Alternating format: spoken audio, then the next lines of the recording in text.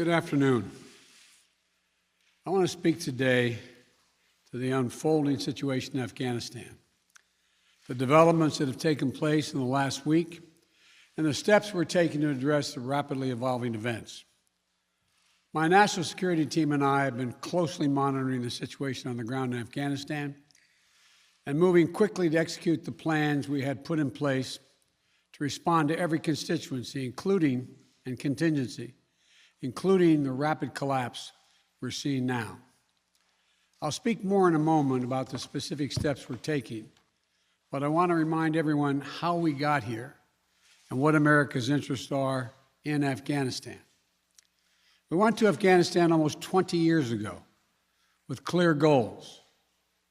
Get those who attacked us on September 11, 2001, and make sure al-Qaeda could not use Afghanistan as a base from which to attack us again.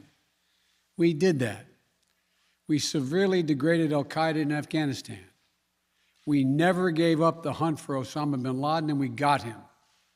That was a decade ago. Our mission in Afghanistan was never supposed to have been nation building.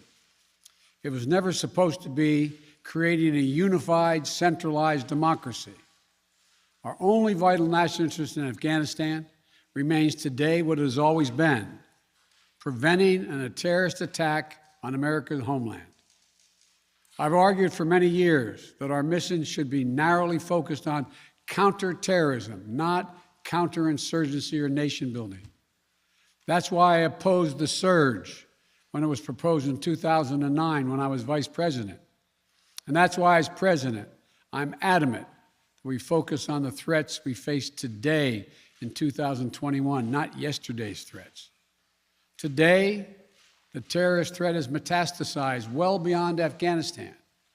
Al-Shabaab in Somalia, al-Qaeda in the Arabian Peninsula, al-Nusra in Syria, ISIS attempting to create a caliphate in Syria and Iraq, and establishing affiliates in multiple countries in Africa and Asia. These threats warrant our attention and our resources. We conduct effective counterterrorism missions against terrorist groups in multiple countries where we don't have permanent military presence. If necessary, we'll do the same in Afghanistan. We've developed counterterrorism over-the-horizon capability that will allow us to keep our eyes firmly fixed on the direct threats to the United States in the region and act quickly and decisively if needed. When I came into office, I inherited a deal that President Trump negotiated with the Taliban. Under his agreement, U.S. forces would be out of Afghanistan by May 1, 2021, just a little over 3 months after I took office. U.S. forces had already drawn down during the Trump administration from roughly 15,500 American forces to 2,500 troops in country. And the Taliban was at its strongest militarily since 2001. The choice I had to make as your president was either to follow through on that agreement or be prepared to go back to fighting the Taliban in the middle of the spring fighting season. There would have been no ceasefire after May 1. There was no agreement protecting our forces after May 1. There was no status quo of stability without American casualties after May 1. There was only the cold reality of either following through on the agreement to withdraw our forces or escalating the conflict and sending thousands more American troops back into combat in Afghanistan, lurching into the third decade of conflict. I stand squarely behind my decision. After 20 years, I've learned the hard way that there was never a good time to withdraw U.S. forces. That's why we're still there. We were clear-eyed about the risks. We planned for every contingency, but I always promised the American people that I would be straight with you. The truth is, this did unfold more quickly than we had anticipated. So what's happened? Afghanistan political leaders gave up and fled the country. The Afghan military collapsed, sometime without trying to fight. If anything, the developments of the past week reinforced that ending U.S. military involvement in Afghanistan now was the right decision. American troops cannot and should not be fighting in a war and dying in a war that Afghan forces are not willing to fight for themselves.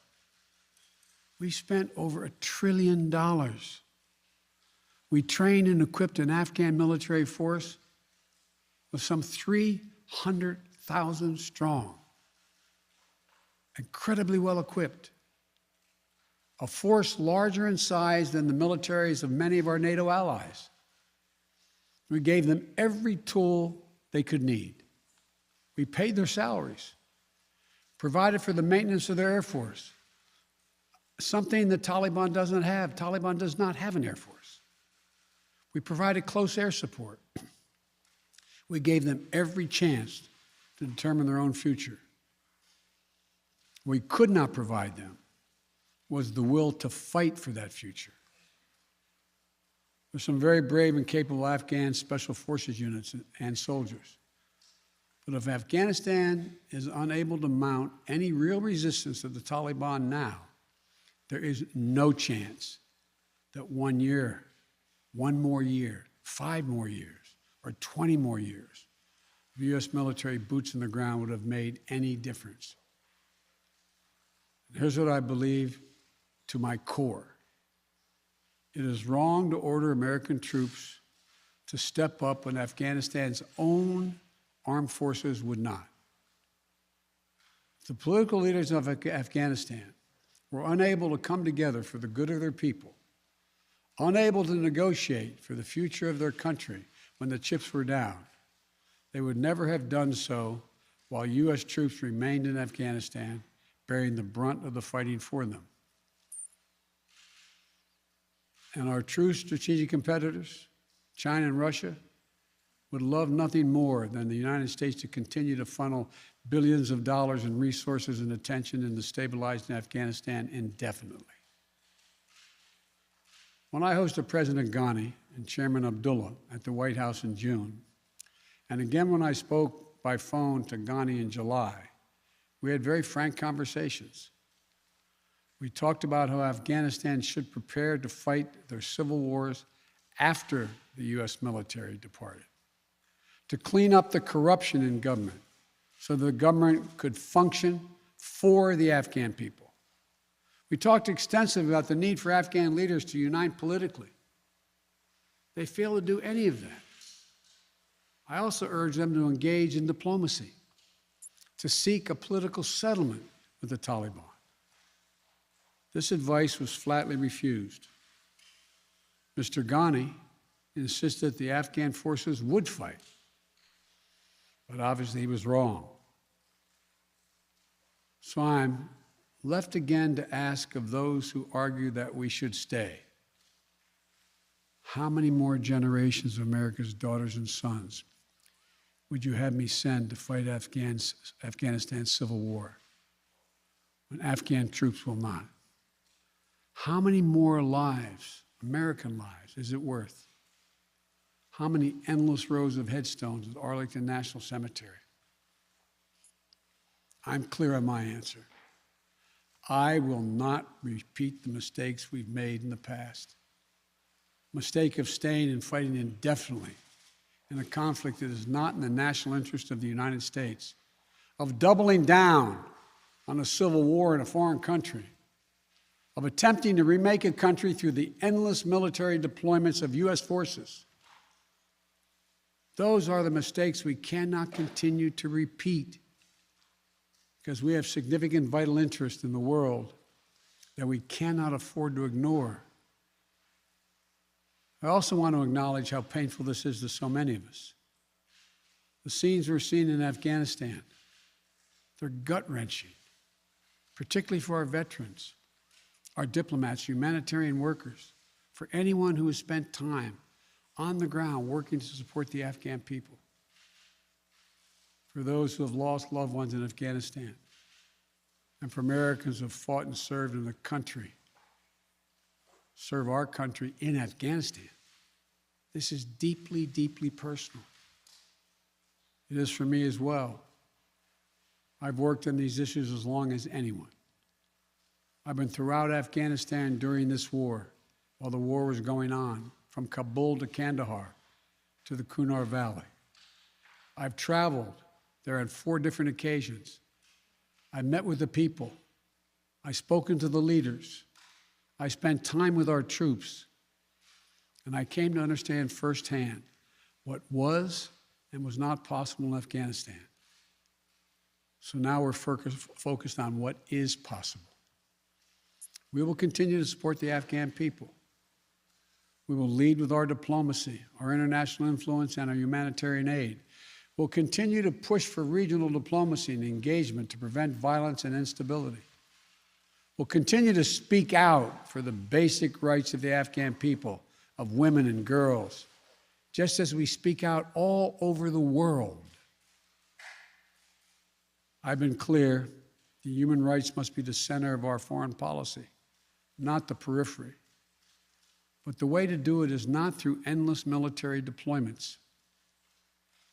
It's with our diplomacy, our economic tools, and rallying the world to join us.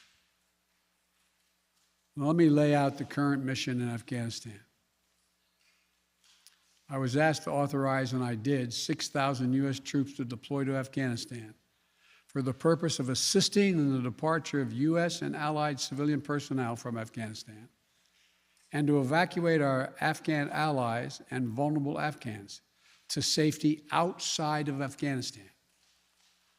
Our troops are working to secure the airfield and to ensure continued operation of both the civilian and military flights.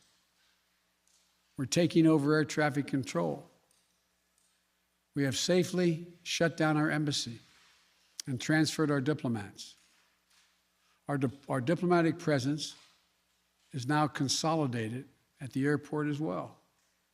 Over the coming days, we intend to transport out thousands of American citizens who have been living and working in Afghanistan. We'll also continue to support the safe departure of civilian personnel, the civilian personnel of our allies who are still serving in Afghanistan. Operation Allies Refugee, which I announced back in July, has already moved 2,000 Afghans who are eligible for special immigration visas and their families to the United States. In the coming days, the U.S. military will provide assistance to move more SIV-eligible Afghans and their families out of Afghanistan.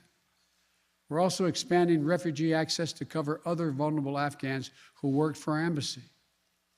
U.S. non-governmental agencies, or U.S. non-governmental organizations, and Afghans who otherwise are at great risk, in U.S. news agencies.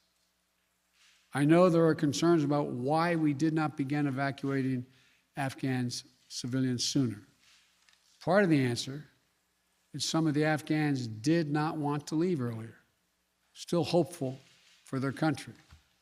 And part of it because the Afghan government and its supporters discouraged us from organizing a mass exodus to avoid triggering, as they said, a crisis of confidence. American troops are performing this mission as professionally and as effectively as they always do, but it is not without risks. As we carry out this departure, we have made it clear to the Taliban, if they attack our personnel or disrupt our operation, the U.S. presence will be swift and the response will be swift and forceful. We will defend our people with devastating force if necessary.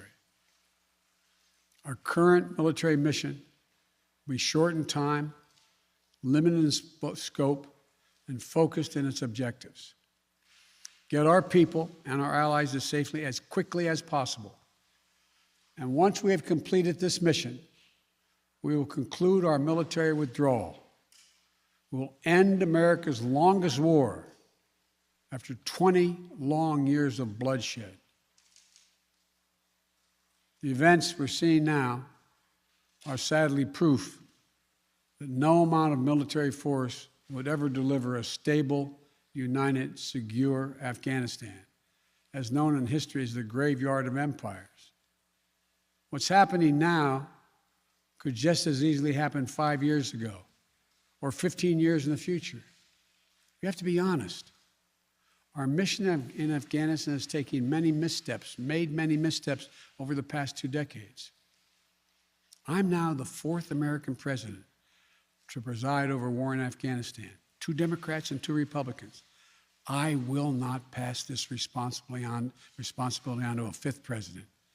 I will not mislead the American people by claiming that just a little more time in Afghanistan will make all the difference. Nor will I shrink from my share of responsibility for where we are today and how we must move forward from here. I am President of the United States of America, and the buck stops with me.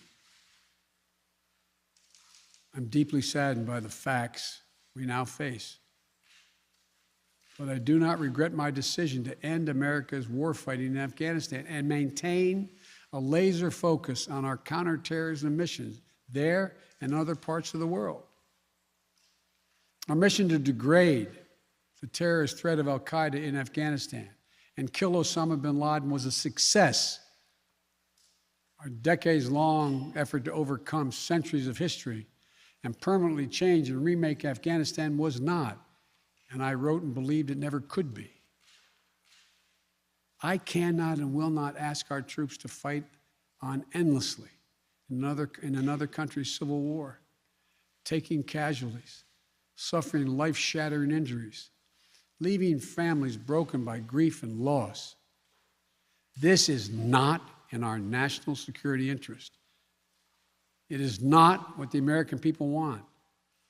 It is not what our troops, who have sacrificed so much over the past 2 decades, deserve.